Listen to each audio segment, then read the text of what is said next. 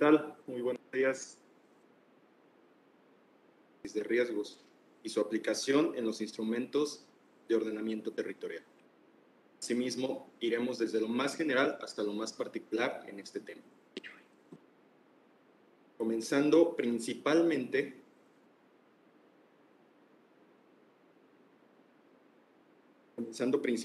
por el tipo de aeronaves, cómo es que éstas se conforman, cuáles son los tipos, cuáles son los requerimientos dentro de la aeronáutica civil en México, asimismo, cómo es que nos pueden ayudar para realizar la identificación y el análisis de riesgos, principalmente las aplicaciones con las que trabajamos dentro de la Coordinación Estatal de Protección Civil, cuáles son las más generales a nivel nacional. Asimismo, haremos la presentación con una parte de identificación de tipos de drones. Dentro de la principal identificación es cuál es el tipo de aeronave. Sin embargo, dentro de los principales conductos que llevan este tema es cuál es el tipo de grado de la aeronave, cuál es asimismo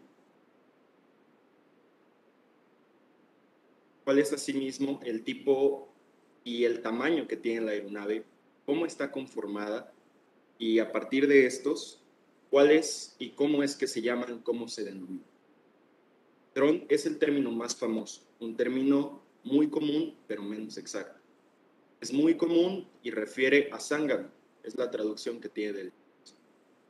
Estos vehículos, además de ser una gran ayuda, también son una gran responsabilidad, ya que al tener vuelo y al tener exposición sobre la población puede resultar un factor muy vulnerable. También puede ser parte de una de las condiciones que puedan poner crítica a la población. Ahora, si bien tratamos de algunos de los vehículos más utilizados, algunos de ellos son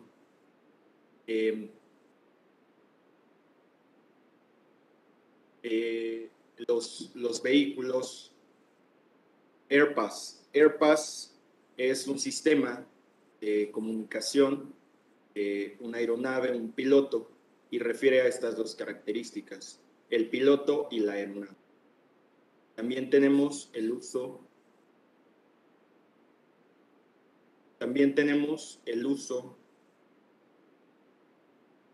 de vehículos. También tenemos el uso de los vehículos, el uso de los vehículos que ha sido catalizado como correcto. Airpass es un término correcto para referirnos a la aeronave y al piloto en un momento. Ahora, partiendo de la historia, a finales del siglo XIX, en el apogeo científico y tecnológico, surgieron los primeros pioneros en el desarrollo de los principios físicos de la aeronáutica y un diseño viable para que estas aeronaves pudieran sobrevolar por los espacios aéreos. Uno de los primeros inventores fue Nikola Tesla. En 1988 diseñó un vehículo controlado remotamente, un vehículo diseñado por fines bélicos, pero ha sido de gran importancia ya que se le ha considerado como el padre de la aviación no tripulada. Posteriormente, en 1918, se creó el torpedo Speedy, esto a finales de la Primera Guerra Mundial, de igual forma con fines bélicos. Era un avión muchísimo más grande, un avión de grandes dimensiones, controlada de forma remota, y torpedo porque llevaba consigo una carga explosiva con la cual iba a estrellarse y de esta forma se podría ganar terreno. Sin embargo, se dieron cuenta que era algo bastante fuerte, ya que se denomina una amenaza para la población. El control no era lo más exacto posible, por lo cual se decidió abandonar el proyecto. Hasta 1962, durante estos años, finales de los años 20, principios de los años 50, se desarrollaron varios sistemas aéreos no tripulados, de los cuales se creó el primer giroscopio, este sistema para que pudieran realizar los vehículos transporte sin algún tipo de piloto dentro de ellos. En 1962 se creó el Dash y de aquí surge el primer nombre dron. Este vehículo era parte de una flota que tenían los Estados Unidos para defenderse de los ataques submarinos por parte de la Unión Soviética. Siguió avanzando esta tecnología y hasta 1968 empezó un dominio completamente de una empresa israelí, Aerospace Industry. Esta empresa ha diseñado y ha sido líder global en diseño de aeronaves no tripuladas con fines bélicos. Hasta este momento, todo era fin bélico. En la imagen podemos apreciar cuál es el tamaño de uno de los ayudantes, cuál es el tamaño de la aeronave. Hasta el año 2016, y como parte de un convenio entre la Federación de Aviación y Administración de los Estados Unidos hacia la comercialización de vehículos aéreos no tripulados, surgen los drones, los famosos drones multirotor como el que estamos viendo en pantalla, y los drones de ala fija. Esto como parte de mucha invención en la tecnología, en las herramientas para obtener información en tiempo real, programar vuelos inteligentes y enlaces con otras plataformas de igual magnitud o un poco más grandes. Desde este año hasta nuestro año es cómo es que se ha desarrollado, cómo es que ha avanzado el desarrollo tecnológico de estos vehículos. Ahora, ¿cuál es la definición de un dron? El dron es un vehículo aéreo no tripulado, el cual pertenece a la familia de los sistemas de aeronaves pilotadas a distancia, Airbus, en su forma más común. Es una plataforma multiusos, pilotada de forma remota y semiautomática. Semiautomática porque tiene dentro un sistema de inteligencia artificial controlado por sensores de proximidad, algunos ultrasónicos, de los cuales toma decisiones la aeronave para no estrellarse, para realizar un vuelo programado, para poder tomar una cierta actitud, un desplazamiento, al igual de enfocarse en reducir el desgaste de la batería en ese momento del vuelo. Entonces, al fondo vemos una estación de recepción de posicionamiento GNSS. Ahora, continuando, los drones de ala fija poseen un perfil alar que ofrecen una gran autonomía de vuelo. Esto quiere decir que en una sola carga de baterías podemos desplazar el vehículo en una gran distancia. La aeronave puede mantenerse en pie durante muchos minutos hasta que termine la batería y hasta que ésta se desplace de nuevo a tierra. Una de las características positivas también de esta aeronave es que cubre grandes extensiones de terreno y puede mapear, puede fotografiar esas dimensiones, plasmarlas y tener mayor utilidad, mayor autonomía en su vuelo. Continuando con los drones multirotor y a los que nos vamos a enfocar, tenemos 4 tipos de drones multirotor, los cuales, y algunos de los más famosos, el cuadricóptero, yo creo que es el que todos conocemos, el más comercial, que tiene 4 brazos, 4 rotores, 4 hélices y funciona realmente muy sencillamente la forma del funcionamiento. Dentro de estos drones optamos por enfocarnos directamente al cuadrúptero para fines más sencillos.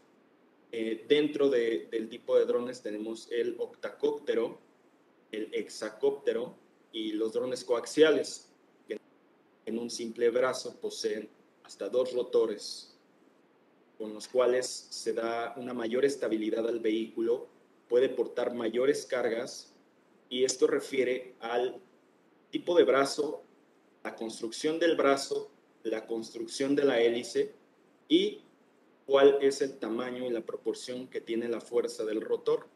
Asimismo, que más rotores tenga, mayor desgaste en batería, pero también mayor carga útil en el vehículo, por lo cual lo podemos desplazar con sensores, lo vamos a ver un poco más adelante, sensores más pesados, con sensores que tienen mayor flujo de trabajo. Entonces, vamos a ir conociendo cuáles son las partes que integra un dron. Ahora mismo, en la pantalla tenemos de los componentes principales de un dron cuadrúpedo. Entonces, dentro de estos sistemas tenemos principalmente los rotores o el motor. Siempre o muy puntualmente son motores eléctricos. Asimismo, tenemos las placas madre y los sensores de proximidad ultrasónicos, que son los que van a tener el control y el cerebro dentro de las decisiones que tiene la aeronave. Asimismo, también tenemos las antenas de posicionamiento, ya que el dron, como al ser semiautónomo, tiene que tener siempre una ubicación en dónde se encuentra, de dónde despegó y a dónde va a aterrizar. También tenemos los accesorios como son hélices, baterías, todo el conjunto de cosas que nos sirven para poder desplazar el vehículo.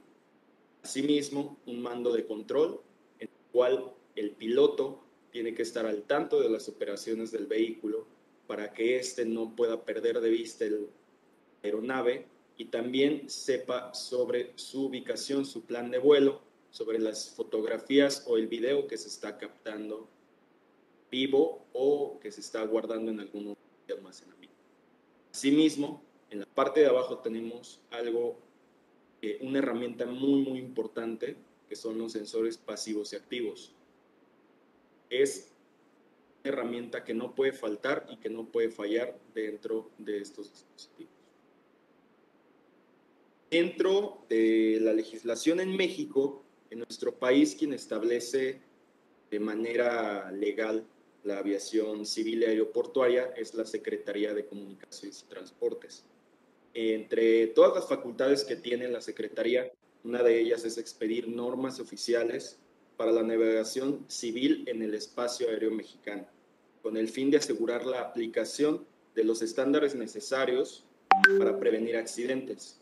Y derivado de esto, en el 2017 se creó el proyecto de la norma 107 SCT-3-2016, que establece los requerimientos para operar un sistema de aeronave pilotada a distancia en el espacio aéreo mexicano. También establece el marco normativo mediante disposiciones legales aplicables a efecto de que se realice la operación de los sistemas pilotados a distancia en una forma segura, armonizada y fluida, comparable con las operaciones de las aeronaves tripuladas en este caso. Asimismo, en el año 2019, este proyecto se convierte en realidad y forma oficial mexicana, 107 SCT-3-2019.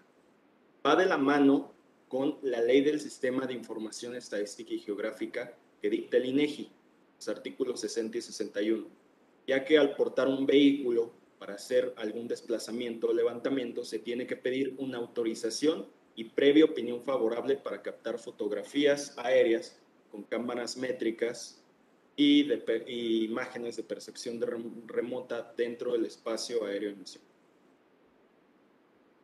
Algunas de las recomendaciones que podemos brindar a ustedes antes de iniciar un vuelo es, primero que nada, establecer y verificar cuáles son los principales componentes físicos que tiene la aeronave, lo que es realizar una revisión visual de cada uno de los componentes del vehículo, haciendo énfasis en los sensores, en las hélices, en la batería y en la unidad de almacenamiento.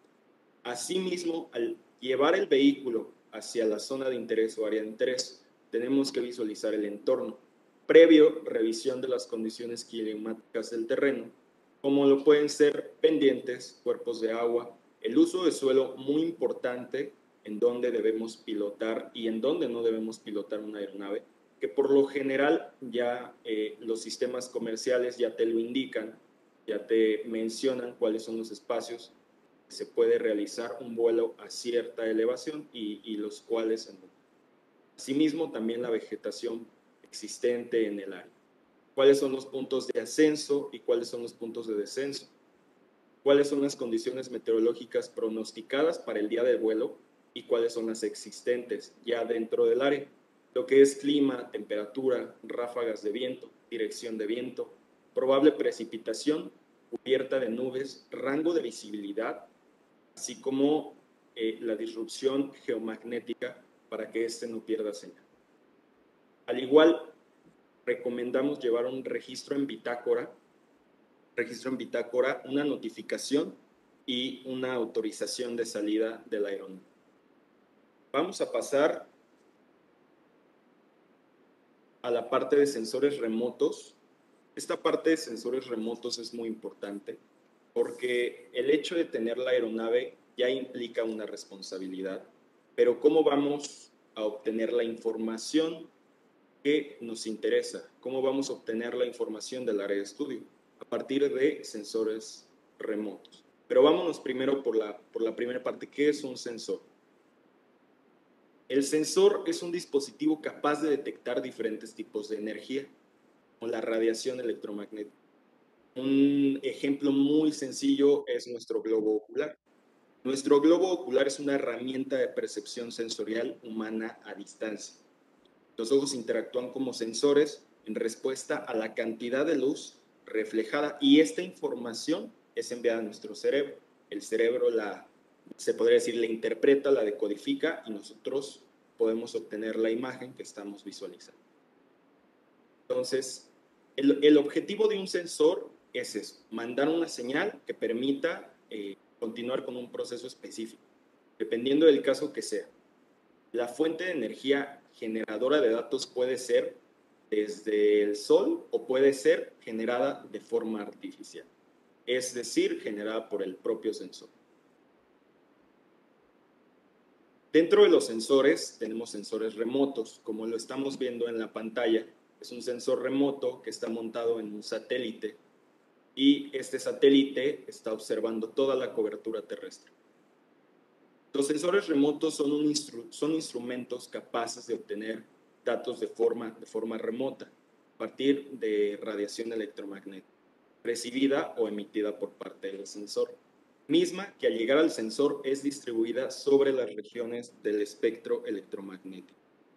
Ahora, dentro de los sensores se pueden detectar diferentes tipos de energía, como además de la radiación electromagnética, esta radiación puede ser transferida a los rangos que tiene el espectro electromagnético. Asimismo, podemos tener diferentes tipos de sensores. Dentro de los sensores tenemos los sensores pasivos, que son los que detectan y miden la radiación electromagnética reflejada o emitida por la superficie terrestre, que proviene de una fuente externa, en este caso el sol. El sol las alimenta. Estos sensores no poseen radiación propia y dependen de una fuente de iluminación externa. En la pantalla vemos diferentes tipos de sensores, un sensor multiespectral. Dentro de las propiedades que tiene y de las características que posee el espectro electromagnético, hay un rango muy pequeño, el espectro visible, los colores primarios. ¿Cuáles son los colores primarios? El azul, el verde y el rojo. Son los colores primarios y de ahí desencadenan los colores secundarios, el magenta, el cian, por ejemplo el negro también. Y dentro de este rango del espectro visible vamos desde el ultravioleta hasta el infrarrojo, son nuestros dos límites. Un sensor multiespectral considera un poco más del espectro visible.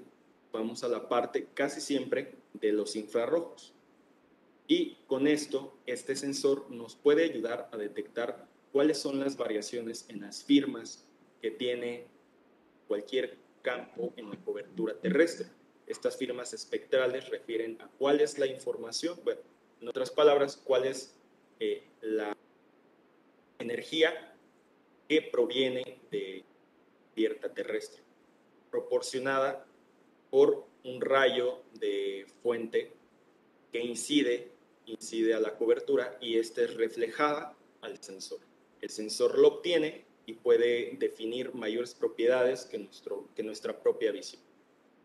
También tenemos los sensores fotográficos. Los sensores fotográficos trabajan en el rango del espectro visible. Por lo general son cámaras. Tiene cualquier tipo de aeronave. Asimismo, también tenemos sensores infrarrojos que también proporcionan una parte más de este espectro visible, con lo cual podemos tener información más detallada. Podemos tener también información más redundante en el tema de identificación y análisis de riesgos. Al igual tenemos sensores activos. Dentro de los sensores activos tenemos los sensores radar y los sensores LiDAR. Estos sensores, más los sensores LiDAR, están en apogeo. Muchísimas tecnologías e incluso al día de hoy sistemas celulares, por ejemplo dispositivos móviles, emplean estos sensores para poder trabajar con inteligencia artificial. Estos sensores poseen su propia fuente de radiación de energía y no dependen de una fuente externa para irradiar un objeto. Es decir, que emiten un flujo de radiación en determinada franja espectral que interactúa con la superficie terrestre, como lo estamos viendo en el desplazamiento de una onda. Asimismo, dentro de las características, tenemos el siguiente cuadro, en el cual nosotros podemos ver cuáles son las mayores atribuciones que tiene cada uno de los sensores. Condiciones extremas en intemperie, clasificación de objetos, máxima resolución espacial, precisión en el desplazamiento, precisión en la oscuridad y precisión en la medición. Algunos de estos nos pueden ayudar a determinar mayores condiciones dentro de los levantamientos que hace la aeronave. ¿Cuáles y cómo se eso de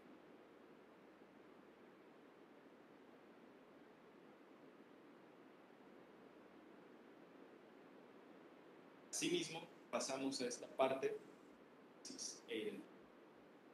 y vamos a centrarnos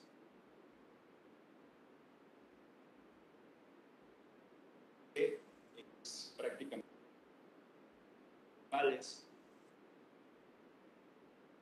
de las acciones encaminadas a la identificación, la evaluación, la reducción. Tenemos tres etapas. La etapa es la etapa durante, la etapa después. Riesgo, factores.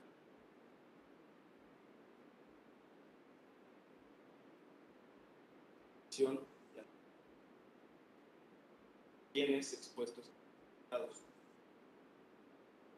la cantidad de elementos que son susceptibles a ser dañados o pérdidas o el peligro, la ocurrencia y los medicamentos que se expresa en base de una.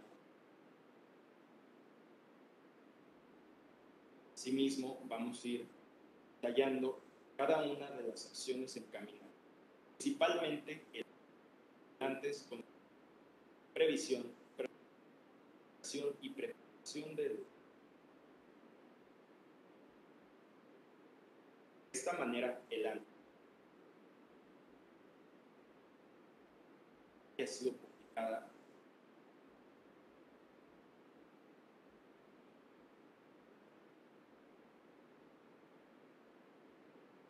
en diferentes opciones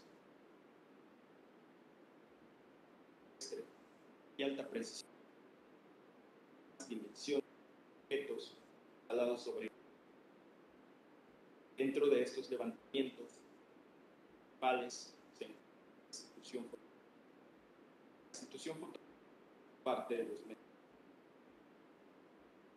cuales digitalización del terreno, es decir, pasamos de a un modelo digital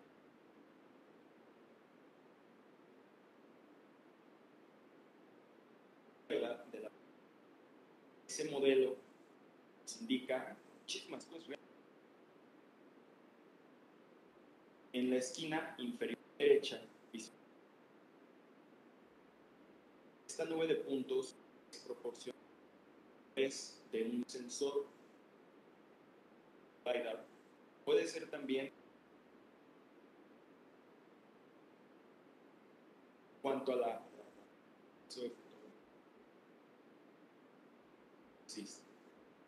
asimismo,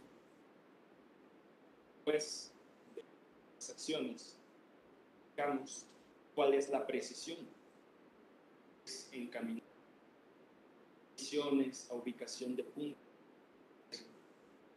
cartografía de tercera dimensión y a los procesos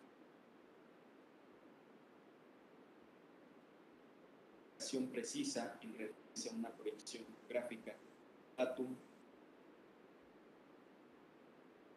en campo y gabinete. En este momento, físicas, terreno. En pantalla tenemos de recepción. Y la segunda imagen,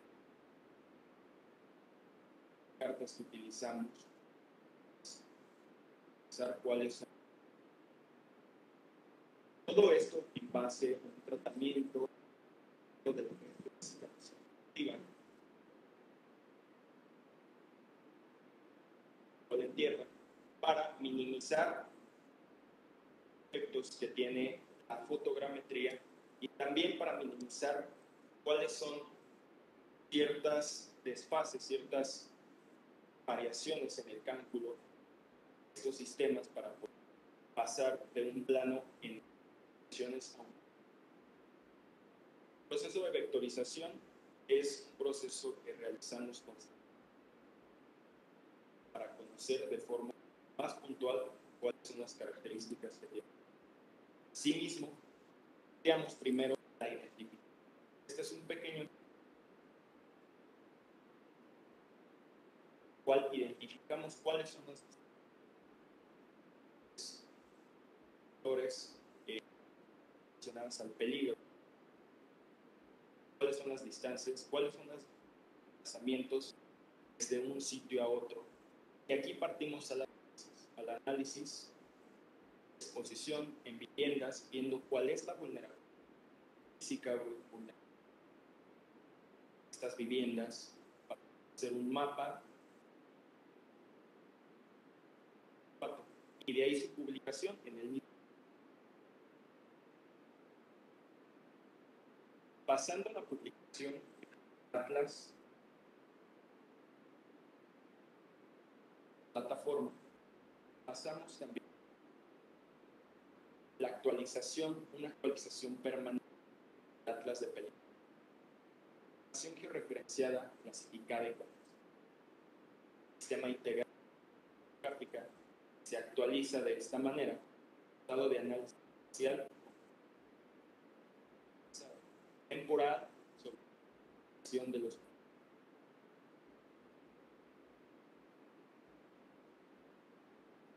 las acciones encaminadas durante el auxilio a la población se enfocan principalmente en utilizar estos vehículos principalmente para la carga.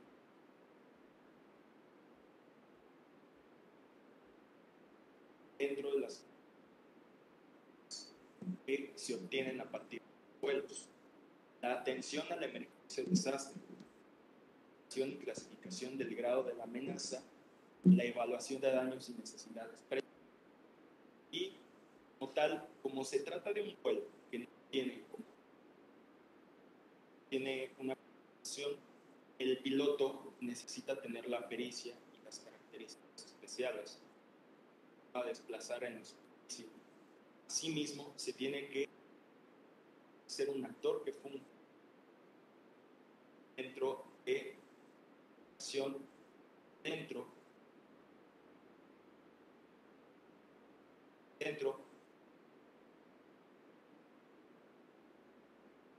en la parte inferior esta lámina video de herramientas más utilizadas.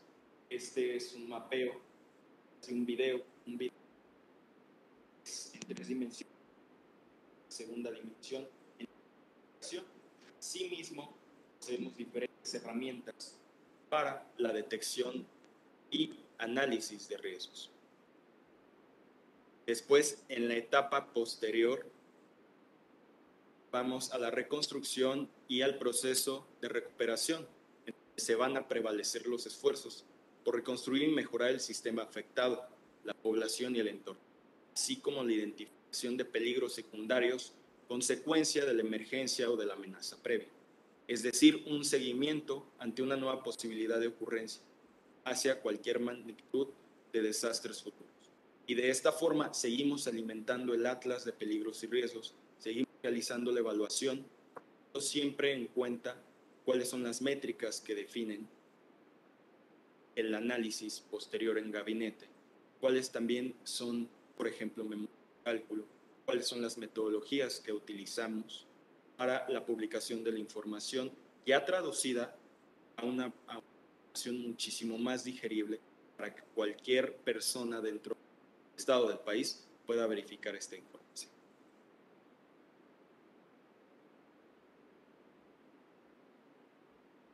Muchísimas gracias.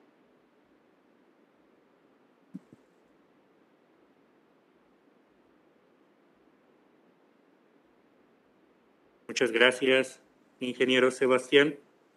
Como bien puntualizó, en esta Coordinación Estatal de Protección Civil, preocupados y ocupados por la salvaguarda de la población, hemos avanzado en materia de tecnificación en nuestras herramientas para la identificación del riesgo. Uno de ellos son estos aeronaves no tripuladas que nos han permitido realizar acciones de prevención y previsión, siempre en favor de la población guanajuatense. A continuación, me permito platicarles acerca de los análisis de riesgos y el impacto y su aplicación en los instrumentos de ordenamiento territorial. Hemos estado preocupados por esta relación que existe entre la identificación del riesgo y su aplicación en los diversos instrumentos de ordenamiento ecológico territorial. Me gustaría iniciar con estos datos que nos arroja ONU Habitat, en donde podemos observar que la mayoría de los impactos o de las declaratorias de desastre en México han sido a causa de los fenómenos hidrometeorológicos. ¿Qué significa esto? Que en el país más del 84% de las declaratorias han sido ligados ya sea a un ciclón tropical o a lluvias atípicas, también inundaciones o a los fuertes vientos. Y el resto a los fenómenos geológicos, específicamente ligados a los sismos y a los deslizamientos. Debemos aprender y observar que el territorio estatal es muy diverso y es susceptible al impacto de fenómenos perturbadores. Es decir, nuestro territorio es muy extenso y podemos ubicar en el noreste, Ichú, Atarjea, Santa Catarina, Victoria, riesgos asociados a los deslizamientos de laderas y taludes. Sin embargo, también debemos observar que este corredor industrial y esta dinámica económica en la cual está envuelto el estado de Guanajuato ha traído un importante transporte, almacenamiento de sustancias químicas peligrosas por esta dinámica económica en la cual nos vemos inmersos. No debemos olvidar nuestros 3 principales afluentes, el Aja, el Lerma y el Turbio, los cuales representan peligros ante inundaciones pluviales o fluviales dentro del territorio estatal. El ingeniero Sebastián hablaba sobre la vulnerabilidad. El último censo de INEGI 2020 nos dice que somos más de 6 millones de habitantes en el estado de Guanajuato. Casi 2 millones se encuentra en un rango de 0 a 17 años de edad. La siguiente edad nos encontramos de 18 a 35 años y nos habla de un bonus poblacional en el cual se ve inmerso. Sin embargo, nos habla de una vulnerabilidad asociada a la población. Habrá que analizar de todo este universo de habitantes cuáles, y así lo marca el censo, nos encontramos dentro de los grupos más vulnerables. En la siguiente lámina podemos observar una serie de imágenes de lo que actualmente está pasando sobre la cuenca del río Turbio. Debemos analizar y conocer nuestra hidrología porque la problemática específica de esta cuenca es su topografía. Es decir, tenemos una topografía muy baja, lo que permite que tenga una pendiente el río muy escasa y se limite a las partes bajas de la cuenca. ¿Qué quiere decir esto? Que se potencializa las zonas de inundación y las llanuras de inundación en esta parte. Hoy en día, como es de su conocimiento, tenemos contingencias en Abasolo, en Pénjamo, en Cuerámaro, hasta el momento, precisamente por las características de esta cuenca.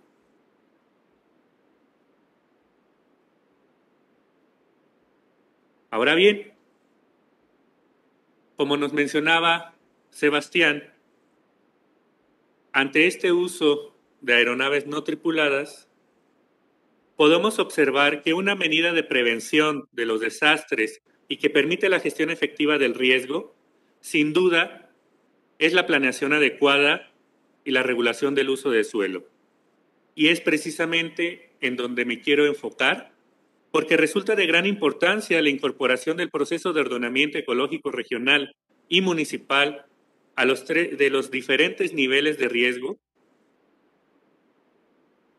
en la identificación de los peligros naturales y antrópicos. Debemos señalar que una planificación urbana adecuada puede reducir significativamente los daños que producen sus eventos. Y es precisamente en donde la Coordinación Estatal de Protección Civil ha realizado diversos esfuerzos con el fin de coadyuvar en una planeación territorial ordenada en conjunto con las diferentes instancias encargadas y responsables de esta actividad. A nivel internacional, como directrices, contamos con diferentes instrumentos, como lo es el marco de Sendai, como lo es el Acuerdo de París, la nueva Agenda Urbana, en donde nos dice principalmente que el desarrollo debe ser sostenible, informado sobre los riesgos. Y todos estos instrumentos ponen al centro a la persona. ¿Qué quiere decir? Que debemos empezar a hablar, señalar y fortalecer la gobernanza de riesgos. ¿Qué significa ello? Y retomando lo que nos dicen estos instrumentos internacionales, que si no consideramos a las personas dentro de los planes y programas de desastre, difícilmente vamos a poder tener el cumplimiento de objetivos de indicadores. ¿Qué se quiere decir con la gobernanza de riesgos? Que siempre las personas y habitantes deben considerarse, puesto que son ellos los que conocen el territorio de mejor manera, puesto que es la población quien son los primeros respondientes ante una situación de desastre. Y nosotros los involucramos como las estrategias en el planeamiento urbano, como son estos talleres de participación ciudadana, en donde les preguntemos dónde y de qué manera tú te estás afectando, dónde son las zonas que cotidianamente estás apreciando que se inunda, que hay deslizamientos, explicar primero qué es un riesgo, qué es un peligro. Vamos a poder lograr de mejor manera uno de los objetivos que nos plantean estos instrumentos internacionales, lograr un desarrollo sostenible poniendo a la persona al centro. En la siguiente lámina ustedes van a poder visualizar precisamente que de acuerdo al CENAPRED, cualitativamente un riesgo se refiere a la probabilidad de que ocurran daños, pérdidas o efectos indeseables sobre sistemas constituidos por personas. Bien, es decir, lo que transforma un fenómeno natural en el desastre, no perdamos de vista, es la interacción de este fenómeno con una población vulnerable, generando daños y pérdidas en un sitio o una región. En la siguiente lámina vamos a retomar un poco de lo que nos decía el ingeniero Sebastián sobre la diferencia entre exposición, vulnerabilidad, peligro y riesgo.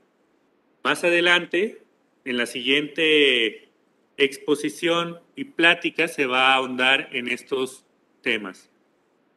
Observamos una ladera y podemos apreciar con las flechas naranjas la presencia de rodados sobre la ladera, que nos indica que en algún momento del tiempo ya hubo desprendimientos de estas características. Del lado izquierdo podemos observar viviendas, podemos observar, si así fuera, escuelas, hospitales, carreteras. Si nosotros aspiramos a una gestión prospectiva, debemos considerar evitar la construcción de nuevos riesgos, una planeación del desarrollo urbano correcto, un ordenamiento territorial y las reglas de construcción aplicables. También existe la gestión correctiva, que se debe considerar la reubicación, la mitigación, la preparación y el alertamiento de la población.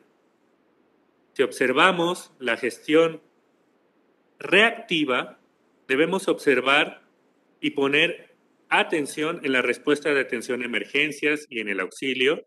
Y por último, existe la gestión prospectiva correctiva, que es la recuperación y la reconstrucción. Todo ello observando el tema de resiliencia. Observemos las imágenes que entiendo son de dominio público del suceso en el Cerro del Chiquihuite, en Tlalnepantla, en el Estado de México, sucedido el pasado viernes. Y es precisamente en donde aterrizo mucho de lo que he venido platicándoles. Si nosotros enfocamos nuestros recursos humanos, materiales y legislativos en las 5 etapas previas que considera la gestión integral de riesgos previas a que suceda una emergencia, podemos evitar y difícilmente llegar a la imagen derecha de su pantalla.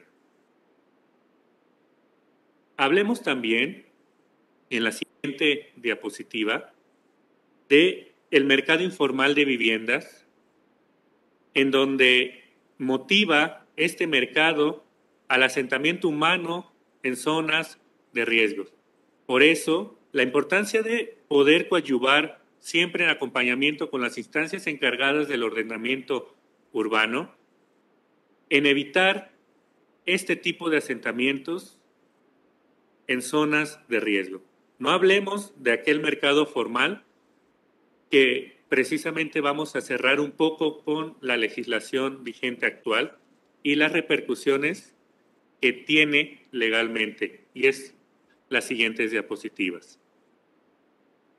En la República Mexicana contamos con una legislación fortalecida y acorde desde la Ley General de Asentamientos Humanos, Ordenamiento Territorial y Desarrollo Urbano, la Ley General de Protección Civil y su reglamento, y en el estado de Guanajuato contamos con el Código Territorial para el Estado y los municipios de Guanajuato, así como la Ley de Protección Civil para el Estado de Guanajuato y su reglamento, además de todos los reglamentos municipales que precisamente buscan homologar y buscan establecer los criterios de identificación del riesgo ligado a la planeación urbana.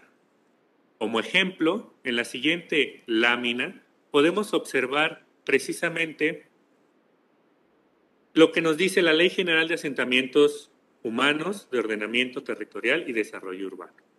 Es muy claro en uno de sus artículos en donde nos indica que las autorizaciones para el crecimiento urbano deberán ajustarse siempre a los estudios de prevención de riesgos y en ningún caso podrán asignarse usos o aprovechamientos urbanos o asentamientos humanos en zonas de alto riesgo, que no hubieran tomado medidas de mitigación previas.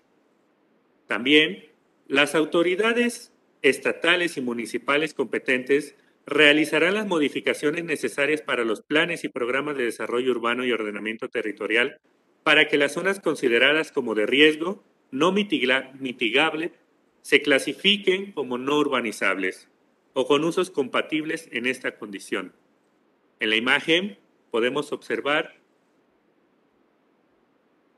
que en el municipio de Pénjamo el desfogue de la presa de la Golondrina y observamos precisamente esta convivencia entre la identificación o una mala identificación de riesgos y precisamente el desarrollo urbano o el desarrollo de viviendas en zonas no permitidas. En la siguiente lámina, en la Ley General de Protección Civil, nos menciona que se considera como delito grave la construcción, edificación, realización de obras de infraestructura y los asentamientos humanos que lleven a cabo en una zona determinada sin elaborar, y recalco, análisis de riesgos. Y, en su caso, definir medidas para reducir precisamente estos riesgos. Observemos que aquellas autoridades que estamos inmersas en esta sinergia no debemos perder de vista que el otorgar permisos de asentamientos humanos en zonas de riesgo, estamos cometiendo un delito grave. En el estado de Guanajuato, como se observa en la siguiente lámina, contamos con un sistema de planeación territorial que se efectúa a través de los instrumentos programáticos de la política pública y que se disponen las autoridades competentes para el ordenamiento sostenible del territorio, así como la regulación del uso del suelo del Estado y el desarrollo de los centros de población.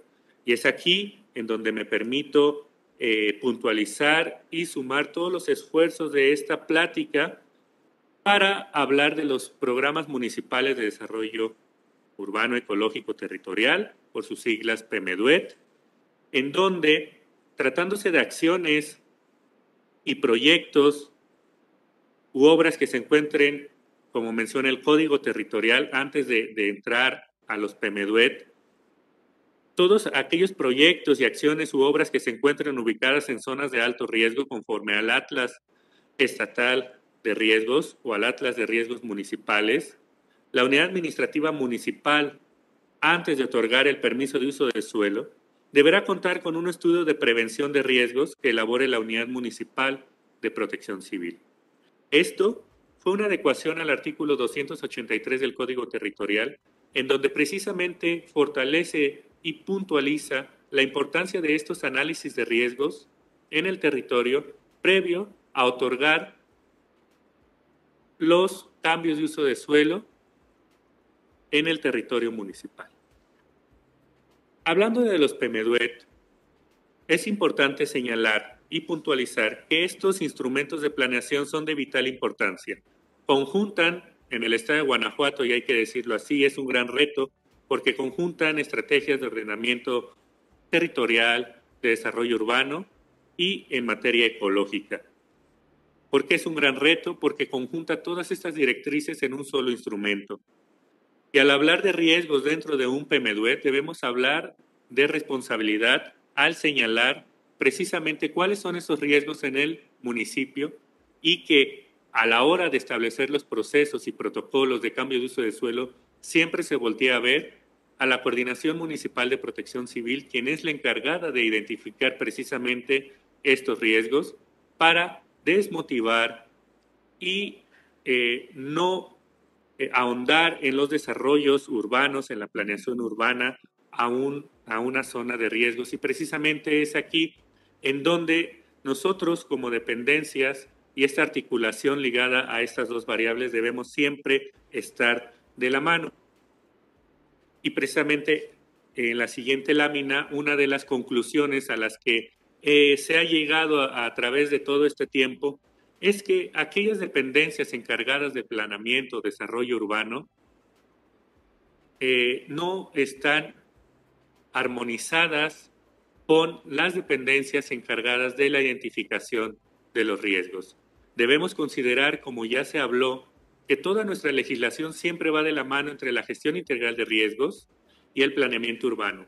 No perdamos de vista que no podemos convivir una sin la otra para poder establecer objetivos precisamente de ciudades resilientes o de una ciudad baja en sus indicadores de identificación del riesgo.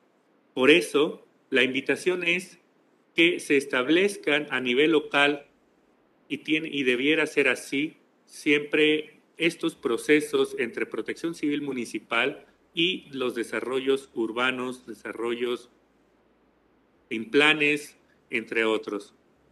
Si no logramos esta homologación en procesos y observamos, como comentario lo dejo, algunas coordinaciones municipales de protección civil no conocían qué información en materia de riesgos están en sus programas municipales de desarrollo urbano. Esto es alarmante si queremos atender los indicadores que a nivel internacional se están estableciendo y a nivel estatal. ¿Cómo es que se pretende y se ha estado tratando de cerrar esta brecha que acabo de comentar? Precisamente es la participación activa en estas comisiones para la revisión de los programas municipales de desarrollo urbano y ordenamiento ecológico territorial. Asimismo, la coadyuvancia con las dependencias encargadas del desarrollo urbano a nivel local mediante la notificación de las zonas de riesgos evaluadas cuando así se dispone. También la invitación siempre de la mano de las diferentes instancias estatales y municipales a poder conocer su territorio en materia de riesgos. Otra acción es el fortalecimiento y la actualización constante del Atlas estatal y de los Atlas municipales de riesgos, precisamente con este afán de que el sistema de información geográfica que el cual contiene se mantenga constantemente actualizado.